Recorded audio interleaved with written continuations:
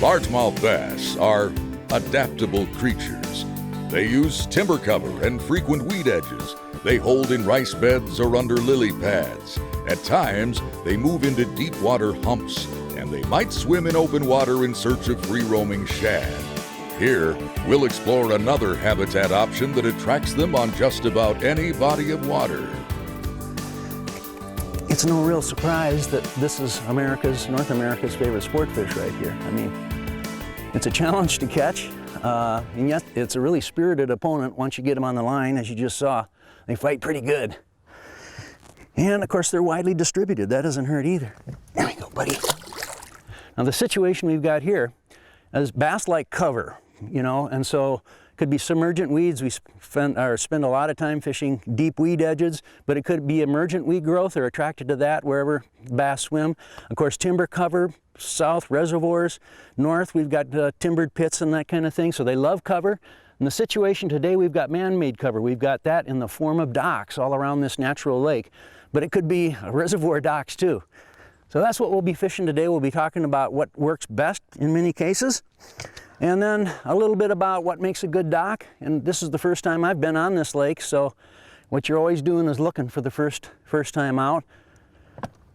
A lot of times the bigger docks are better. We've got high water, so it's a little tough to fish some of them because it's almost right up tucked underneath the dock. Well, let's keep going here and we'll see what we come up with.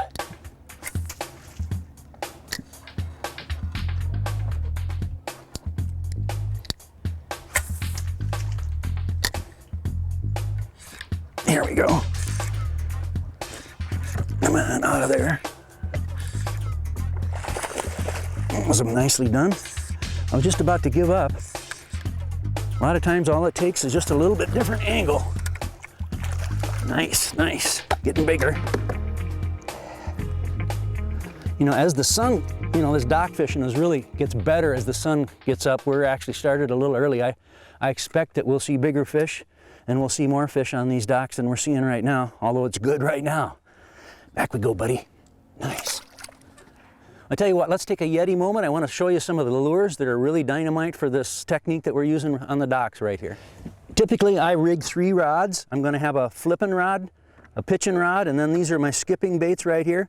And the pitching rod is going to have a little bit lighter head, probably something about 3/8 ounce, but maybe even 1/4. And I like the flapper tails. This is the Pit Boss body once again. That's an all-time favorite of mine. But on the flipping jig, I'm going to go maybe 1/2 ounce, maybe even as heavy as 3/4 ounce, and I want the heavy flappers on that one. And I probably, the way things are looking right now, I'm not going to be pitching or flipping. What we'll see as the day goes on. So mostly what I'm doing right now is skipping. The baits that I've been skipping is a light, it's a 1/4 ounce rubber-legged jig head with the Pit Boss body on it.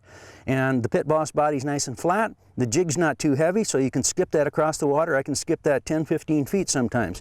Another great one that really gets overlooked is just a 4-inch Gulp shrimp on just a little light jig head, and any kind of flat jig head like this is going to really skip really well. But let's talk about this skipping technique. I'll show you what we're doing here. Now basically, low trajectory. That's why we've got the flat body bait right here and the light bait. And it's just like skipping a stone. So you're going to be chung, chung, chung like that. And this bait's going to skip beautifully, typically start at the back end of the dock. And see how that goes all the way up under the dock. It bounced 3 or skipped exactly 3 times. And once you're away from the dock, reel in quickly and do it again. And then I'm going to turn the boat and I'm going to work under this little piece right here.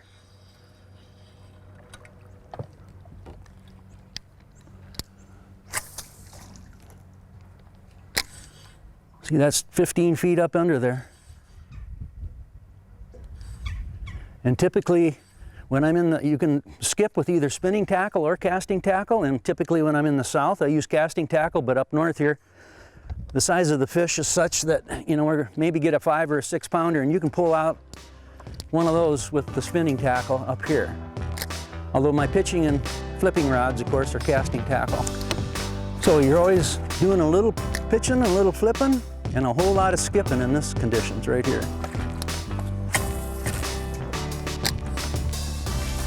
There we are. And digging deep.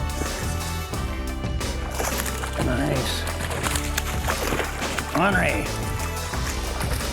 Feisty big boy. That was fun. Come on. That's a big fish. That's a nice one. Whew. Get that out of there. There, nice, huh? Getting bigger all the time. Like I say, we're getting to be about 11 o'clock now, and these fish, there's no more shadows except under the dock, and so they're pushing up under there. Beautiful. And this is exciting stuff. I love to do this. Back here. Straighten out with my bait, and toss one more back in there. A lot of times you can tell there's multiple fish because they'll run out with it instead of staying under the dock. And that one actually kind of stayed under the dock, although he didn't have a whole lot of opportunity to do too much. One more cast.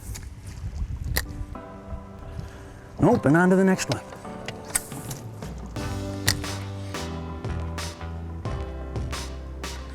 There. It feels like a big one. There's nice. Get the net on that boy. That's a big fish. Right into the net. I figured we'd get a big one. The sun's rising higher and the sky is going to get better and better. Ah, beautiful. It's a big fish, man. And hand to hand like that, you get that out of there. Little skip and jig action. A lot of docks. Get yourself a nice sunny day like this. Those bass love that cover. They can't help themselves. It's a classic combination right here.